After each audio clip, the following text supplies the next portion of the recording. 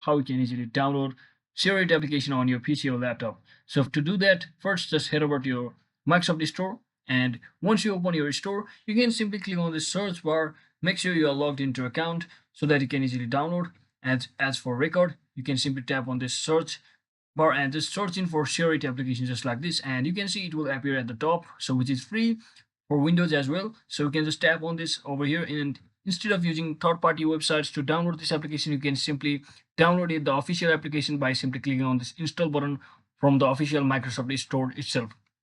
So once you click on this install button, it will automatically install your Shareit application on your device. And as you can see, in my case, I've already installed this application. And once you have successfully installed it, you can simply double tap on this to open it, and just like that, you are ready to use Shareit application on your PC or laptop.